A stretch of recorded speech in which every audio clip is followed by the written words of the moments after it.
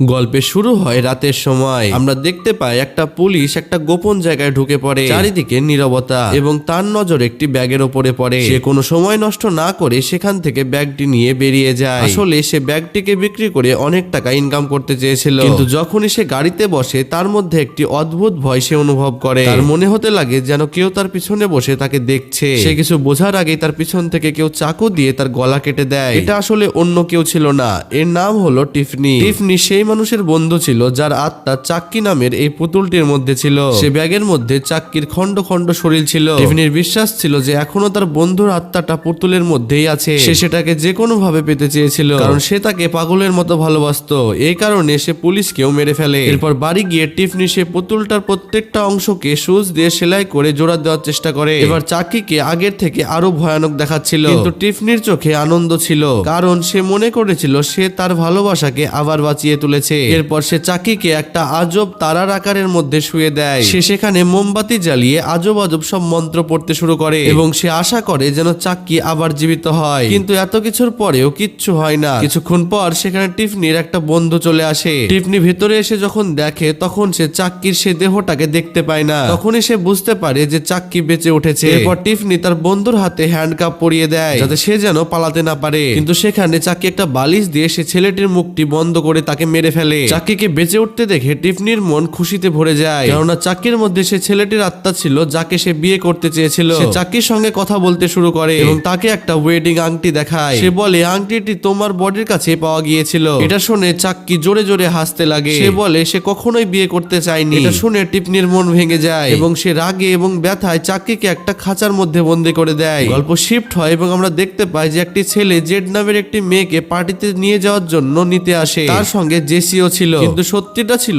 Z জেসিকে পছন্দ করত। তখনই রাস্তায় জেডের আঙ্কেল চলে আসে। সে জেডকে বকে এবং সেখান থেকে বাড়ি নিয়ে চলে যায়। জেসি ভেঙে পড়ে আর তার বন্ধু তাকে বলে তোমরা পালিয়ে বিয়ে করে নাও। অন্যদিকে টিফনির বাড়িতে চাক্কি খাঁচার মধ্যে বন্ধ ছিল। টিফনি তার জন্য একটি পুতুল নিয়ে আসে এবং সেটা তার সামনে রেখে দেয়। কিছুক্ষণ পর টিফনি গোসল করতে যায়। অন্যদিকে চাক্কি সে পুতুলটার হাত থেকে একটা ধারালো জিনিস বের করে এবং এটা দিয়ে সে দরজাটি কেটে বেরিয়ে যায়। তার মনের মধ্যে অনেক রাগ জমেছিল। বদলা নেওয়ার জন্য সে ওয়াশরুমের দিকে যায়। যখনই সে দেখতে পায় টিফনি বাথটাবে আছে, সে টিভিটাকেও সে বাথটাবে ফেলে দেয়। এটার কারণে পুরো পানিটা কারেন্ট হয়ে টিফনি মারা যায়। তাও চাকি পস্তায় না এবং সে পুতুলটাকে তুলে নেয়, কারণ সে পুতুলের মধ্যে টিফনির আত্মাকে ঢুকিয়ে রাখতে চেয়েছিল। এবং সে আজব সব মন্ত্র পড়তে শুরু করে। টিফনির লাশের আশেপাশে আলো জ্বলতে শুরু করে এবং তার আত্মা পুতুলটির মধ্যে ঢুকে যায়। যখনই টিফনি বুঝতে পারে যে সে একটা পুতুলের মধ্যে ঢুকে গেছে, ততক্ষণে অনেক দেরি হয়ে গেছে। গল্পটা এখন এমন পর্যায়ে পৌঁছে গেছে যে চাক্কির এক ছোট্ট ভুলটি খুব বড় পর্যায়ে চলে গেছে। যখন টিফনি বুঝতে পারে সে এখন পুরোপুরি পুতুলে পরিবর্তন হয়ে গেছে, তখন তার রাগ ভয়ে পরিণত হয়। তখন চাক্কি তাকে বলে তুমি আমাকে যদি বাঁচিয়ে না তুলতে তাহলে এরকম কিছুই হতো না, আর এখন পরিস্থিতি এমন যা আমি বলবো তাই তোমাকে করতে হবে। এবং বলে আমরা যদি আবার কোনো মানুষের শরীরে জীবন শুরু করার চেষ্টা করি তাহলে তাই করতে হবে যা আমি বলবো। চাক্কি তাকে বলে যে তাদের সেই লকেটটি ফিরিয়ে আনতে হবে যা মরার আগে সেই লাশের গলায় ছিল, যে লাশের মধ্যে চাক্কির আত্মা ছিল। এখানে সমস্যাটা হলো ডেড বডিটি অনেক দূরে কোথাও দাফন করা হয়েছিল।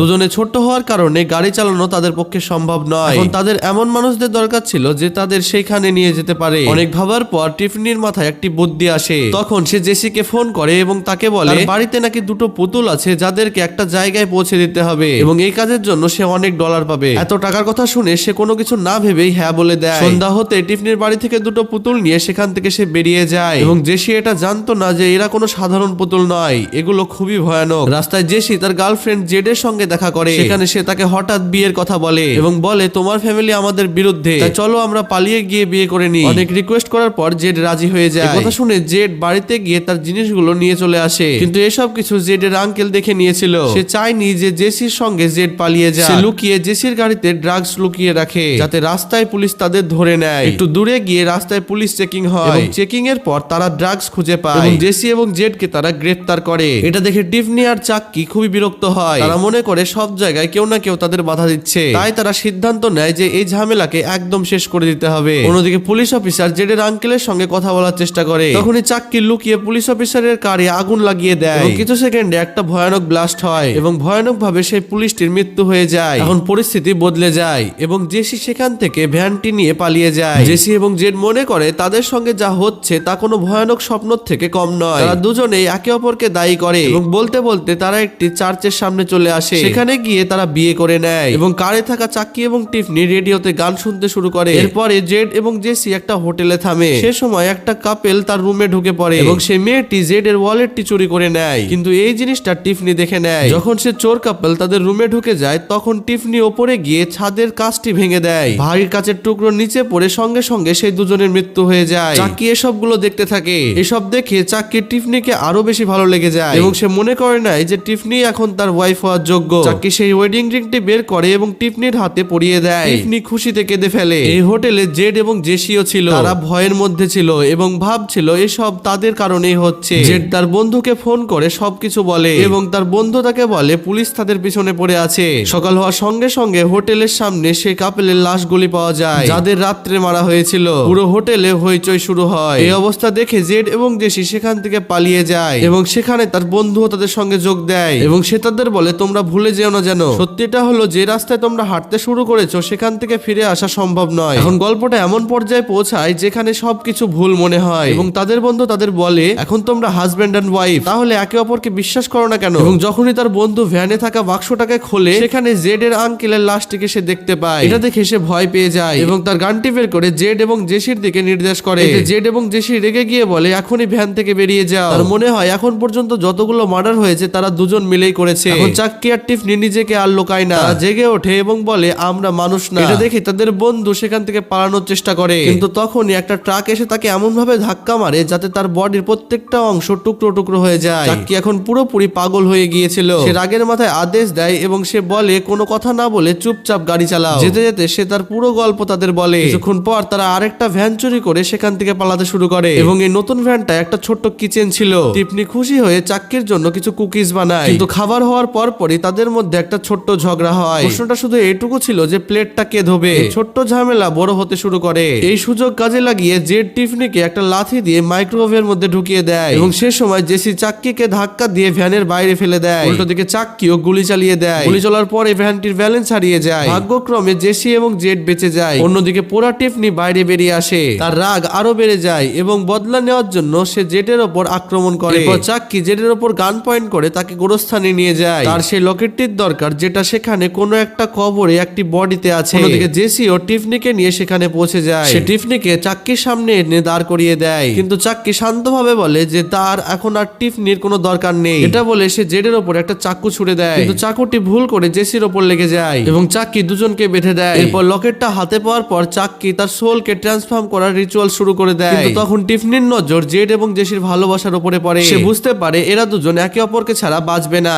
এরপর তার মনটা বদলে যায় এবং সে কাউকে মারতে চায় না। টিফনি পিছন থেকে গিয়ে চাক্কির পিঠে একটা চাকু ঢুকিয়ে দেয় এবং সে কাঁদতে কাঁদতে তাকে বলে এখন বেঁচে থেকেই বা আর কি হবে, তোমার বেঁচে থাকার কোনো অধিকার নেই। এরপর দুজনের মধ্যে একটি ভয়ানক লড়াই শুরু হয়ে যায়। শেষ পর্যন্ত চাক্কি টিফনির চাকু দিয়ে তাকে মেরে দেয় এবং টিফনি সেখানেই মারা যায়। সেই সময় জেসিও নিজেকে ছাড়িয়ে নেয় এবং জেসি একটা লাঠি দিয়ে চাকিকে বাড়ি মেরে সেই কবরেই ফেলে দেয় এবং সেখানে সে পৌঁছে যায় যেখানে তার মানুষ রূপের দেহটি ছিল। তখনই একটা পুলিশ এখানে পৌঁছে যায় এবং চাক্কির উপরে গুলি চালাতে থাকে এবং মরার সময় চাক্কি চিৎকার করতে করতে বলে সে আবার ফিরে আসবে। এরপর অফিসার তাদের বলে তোমরা দুজন বাচ্চা এখন এখান থেকে চলে যাও, কিন্তু যখনই সে টিফনির কাছে যায় তখন সেখানে একটি ভয়ানক বাচ্চাকে সে দেখতে পায়। সে বাচ্চাটি অফিসারের উপরে আক্রমণ করে এবং তাকে কুড়ে খেয়ে নেয়। আর এখানেই এই ভয়ানক গল্পে শেষ হয়। তো বন্ধুরা এক্সপ্লেনেশন ভিডিওটি তোমাদের কেমন লাগলো কমেন্টে অবশ্যই জানিও এবং ভিডিওটি ভালো লাগলে একটা লাইক করে দিও এবং চ্যানেলটিতে নতুন হলে চ্যানেলটি সাবস্ক্রাইব করে দিও। কমেন্টে জানিও নেক্সট কোন মুভি এক্সপ্লেনেশন তোমরা দেখতে চাও। So stay tune, by.